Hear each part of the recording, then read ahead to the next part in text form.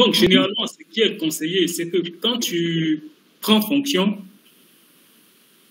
une des premières, si évidemment comment on appelle ça, la cellule d'audit existe déjà, la première émission à faire, c'est de faire l'évaluation du contrôle interne. OK. Voilà, tu fais l'élaboration du contrôle interne. Et déjà, dans l'élaboration du contrôle interne, tu auras tout ce qui est faiblesse de contrôle et ça te sort automatiquement tous les risques de l'entité.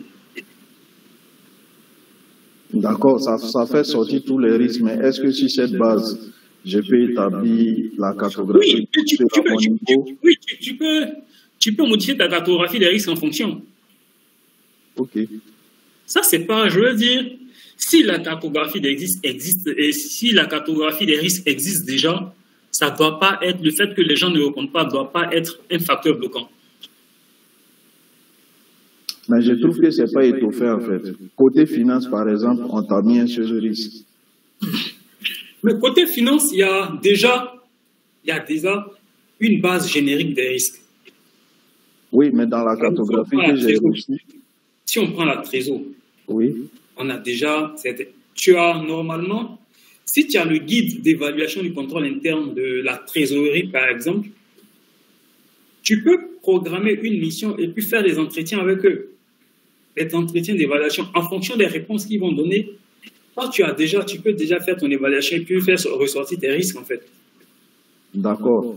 Mais parce que c'est pas de ta faute, ils ne veulent pas répondre. Vas-y. L'évaluation du contrôle interne, pour une direction où il n'y a pas de procédure formalisée, comment on fait? Je n'ai pas compris.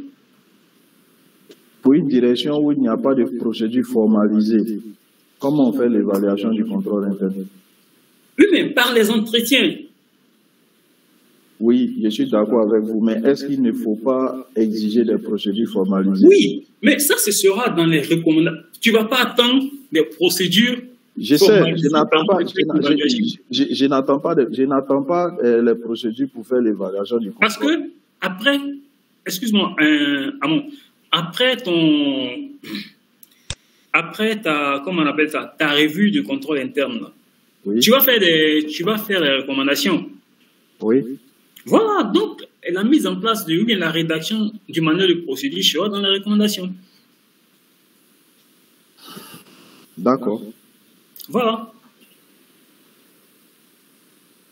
Donc, c'est le manque de manuel de procédure, c'est une faiblesse de contrôle interne. Ça ne doit pas porter un frein à l'évaluation du contrôle interne. Non, ça ne porte pas un frein. OK. Ça ne porte pas un frein. Donc, même comme je dis...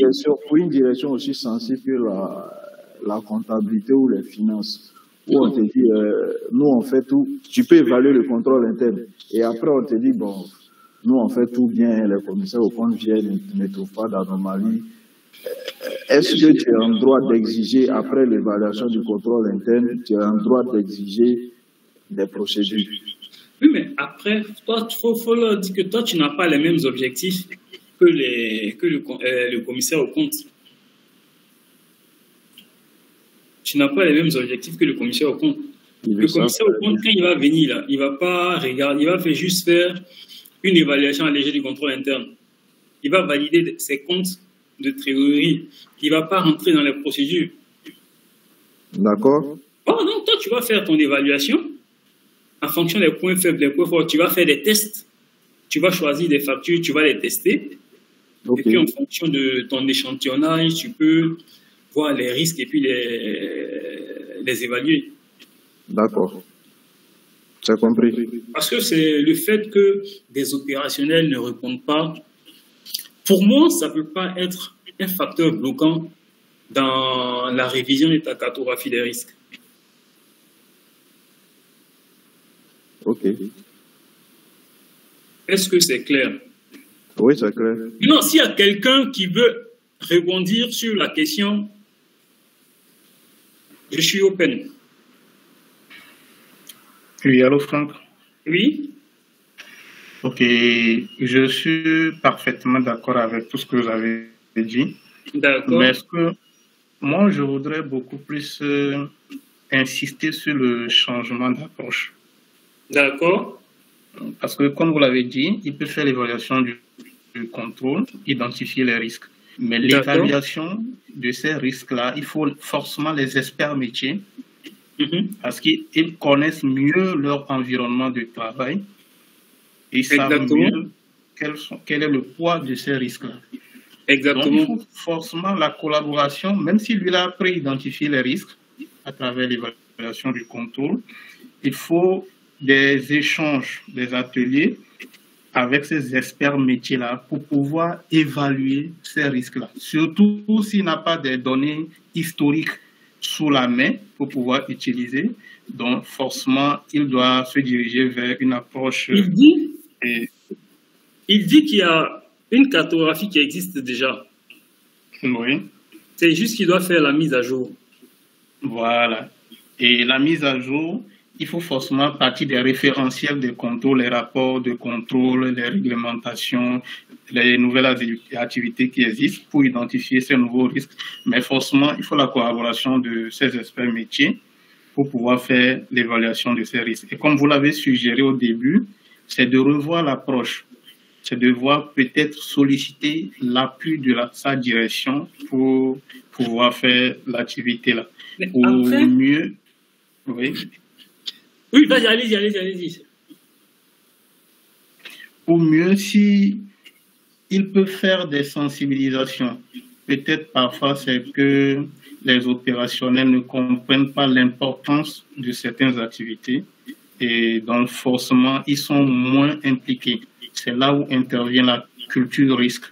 Donc, s'il a cette possibilité de faire des sensibilisations, de rappeler l'importance de ce dispositif qu'est la cartographie des risques, je pense que c'est un élément aussi qui peut l'aider à pouvoir avancer.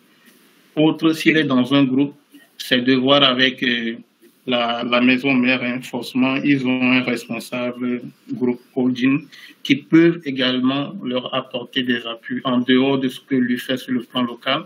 Ces appuis-là aussi sont d'une grande importance pour faire bouger les choses, quoi. Exactement. Mais d'accord, ça c'est parfait et normalement c'est le. Mais comment on appelle ça? L'historique en fait, c'est que Amon est contrôleur interne. Amon, c'est ça, hein? Oui. Rattaché directement à la direction générale. Oui. Voilà. Donc, vous voyez un peu la problématique. Si c'était peut-être un auditeur qui était rattaché au commissaire, je ne dis pas que c'est parce que c'est un contrôleur interne, voilà, faut pas, mais si c'était un auditeur interne qui était rattaché à un niveau un peu plus haut, par exemple le conseil, mais il ne pouvait pas. Parce que vous savez que généralement, même les auditeurs internes ont des problèmes avec les directions. Tu as touché le fond du problème. Ils ont des problèmes avec des directions. Et tu as l'impression souvent que on a forcé la main au directeur pour recruter un auditeur interne. Ça, c'est généralement les... Et quand l'auditeur interne est confronté à un problème avec les opérationnels, le directeur a vite fait de prendre cause pour, comme on appelle, d'être du côté des opérationnels. Donc, c'est un peu la problématique de, comment il s'appelle, Amon. C'est qu'il est rattaché directement à la direction générale. Donc, Amon, je veux dire, envoie-leur un mail, mets le directeur en copie, va voir le responsable en question, c'est-à-dire tu lui fixes un rendez-vous par mail, tu lui envoies un rendez-vous par mail, tu l'appelles pour confirmer le rendez-vous. Quand tu fais le mail, tu mets la direction générale en copie. Et puis le jour J, tu vas le voir. S'il refuse de te recevoir, tu fais le point au directeur général. Ok, c'est noté.